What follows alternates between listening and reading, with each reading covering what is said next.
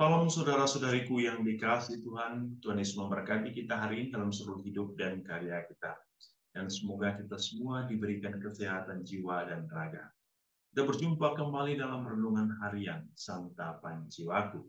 Dan semoga hari ini hari yang penuh berkah bagi kita untuk menjalankan misi kerajaan surga, yaitu misi cinta kasih Allah bagi kita, bagi seluruh umat manusia. Hari ini kita akan bersama-sama merenungkan firman Tuhan dari Injil Matius bab 10 ayat 7 sampai 15. Mari kita mendengarkan firman Tuhan. Inilah Injil suci menurut Matius. Pada waktu itu, Yesus bersabda kepada kedua murid-nya, "Pergilah dan beritakanlah kerajaan surga sudah dekat. Sembuhkanlah orang sakit, bangkitkanlah orang mati, tahirkanlah orang kusta, usirlah setan-setan. Kamu telah memperolehnya dengan cuma-cuma. Karena itu berikanlah pula dengan cuma-cuma. Janganlah kamu membawa emas atau perak atau tembaga dalam ikat pinggang. Janganlah kamu membawa bekal dalam perjalanan. Janganlah kamu membawa baju dua helai, kasut atau tongkat. Sebab seorang pekerja patut mendapat upahnya. Apabila kamu masuk kota atau desa, carilah di situ seorang yang layak dan tinggallah padanya sampai kamu berangkat. Apabila kamu masuk ke rumah orang, berilah salam kepada mereka. Jika mereka layak menerimanya, salammu itu turun ke atas. Jika tidak, salammu itu kembali kepadamu. Dan apabila seorang tidak menerima kamu dan tidak mendengar perkataanmu, keluarlah dan tinggalkanlah rumah atau kota itu, dan kebaskanlah debunya dari kakimu. Aku berkata kepadamu, sesungguhnya pada hari penghakiman, tanah Sodom dan Gomora akan lebih ringan tanggungannya daripada kota itu. Demikianlah sabda Tuhan. Terpujilah Kristus.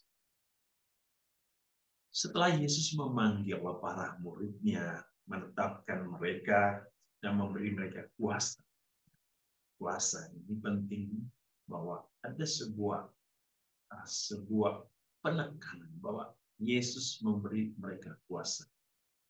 Kuasa ini yang berarti bahwa mereka menerima suatu perintah dari mereka, menerima suatu kekuatan dari Tuhan. Mereka menerima berkat dari Tuhan.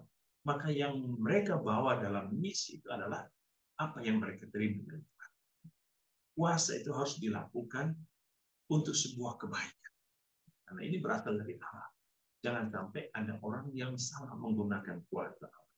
Maka Yesus hari ini mengatakan, apa yang harus kamu lakukan dengan kuasa yang diberikan oleh Yesus sendiri.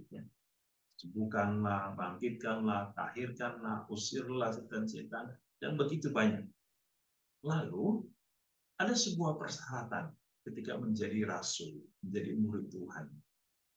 Ketika Yesus mengatakan, janganlah kamu membawa ini, janganlah kamu membawa ini, hendaklah kamu setia tinggal hanya di satu rumah, jangan berpindah-pindah, harus memberikan salam, harus itu semua mau mengingatkan para murid bahwa pertama, ketika Tuhan memilih dan menetapkan, maka Tuhan sudah memberikan sebuah asuransi bahwa mereka akan senantiasa diperhatikan Tuhan. Mereka akan diberikan kasih karunia. Mereka akan diberkati. Maka jangan takut, jangan cemas, jangan khawatir, jangan bimbang akan apa yang sudah kau terima. Jangan takut atas panggilan hidup yang sudah kau ikrarkan. Sebab Tuhan sudah memperhitungkan semuanya. Maka penting untuk mempunyai sikap mengandalkan. Sikap yang berserah diri kepada Tuhan. Sikap yang percaya kepada Tuhan. Yang berikut, ketika Tuhan mengatakan jangan berarti Tuhan ingin bahwa kita tidak melekatkan diri kita kepada sebuah kekuatan dunia.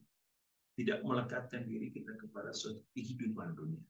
Tidak melekatkan diri kita kepada harta dunia.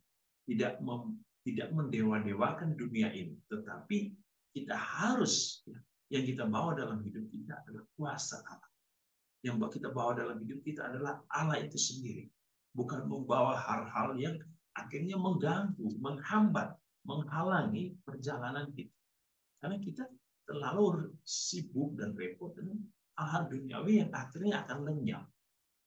Tuhan sesungguhnya mengingatkan semua, carilah sesuatu yang kekal, yang tidak akan lenyap. Bukan carilah atau mengumpulkan hal-hal yang akan musnah.